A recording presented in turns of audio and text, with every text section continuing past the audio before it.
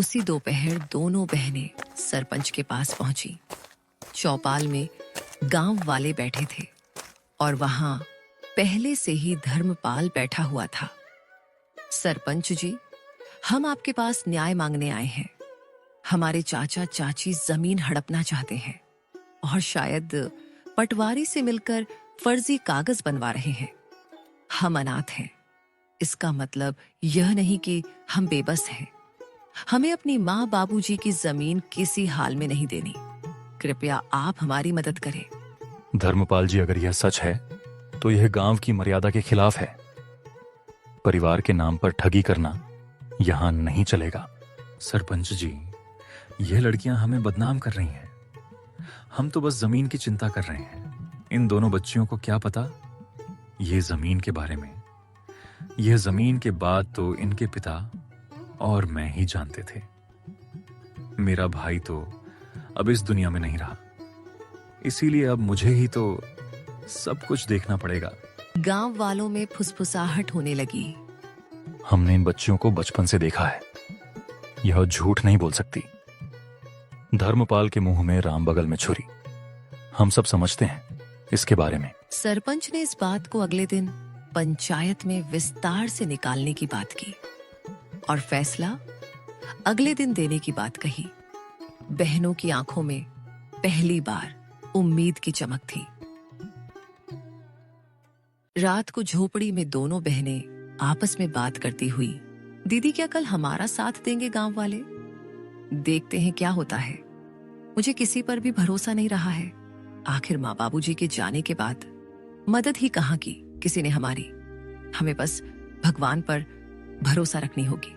माँ बाबूजी तो नहीं है, पर उनका आशीर्वाद जरूर है हमारे साथ। आप देखना दीदी, हमारे साथ कुछ बुरा नहीं होगा। रात गहरी हो चली थी। दूर कहीं उल्लू की आवाज गूंजी और हवा में कुछ सिसकियां थीं, और उन सिसकियों में मीरा की भी सिसकियां शामिल थीं। दोनों बहनों को चिंता की वजह से नींद भी नहीं आ रही थी। दीदी, विश्वास ही नहीं होता है ना कि हम अब अकेले हैं। कभी कभी तो ऐसा लगता है कि बाबूजी अचानक आएंगे और मुझे गले लगा लेंगे। हाँ मीरा, मुझे भी उनकी कमी खटकती है, लेकिन तू चिंता मत कर, मैं हूं ना। जब तक मैं जिंदा हूं तुझे किसी चीज की कमी नहीं होने दूंगी। लेकिन दीदी, जब माँ बाबूजी गए तब सबने कहा था हम हैं तुम्हारे साथ। फिर धीरे धीरे सब दूर होते गए। चाचा चाची तो जैसे बस हमारे हिस्से की जमीन के लिए ही हमारे करीब थे। ज्योति की आंखों में आंसू थे, लेकिन उसने उन्हें छुपाया। उसे अपनी बहन के सामने कमजोर नहीं पड़ना था। मीरा, रिश्ते अब खून से नहीं धन दौलत से बनते हैं, लेकिन हम भी अब चुप नहीं रहेंगे। अगर हमें अपने अधिकार के लिए लड़ना पड़े तो लड़ेंगे।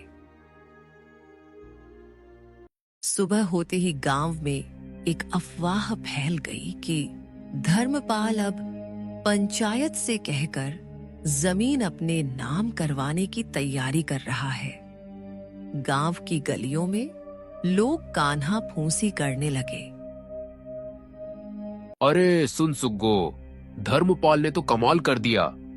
अपने ही भाई की बेटियों को बेघर करना चाहता है। हाँ काका, कैसा रिश्तेदार है। अपने ही भतीजों को बेघर करने में तुला हुआ है।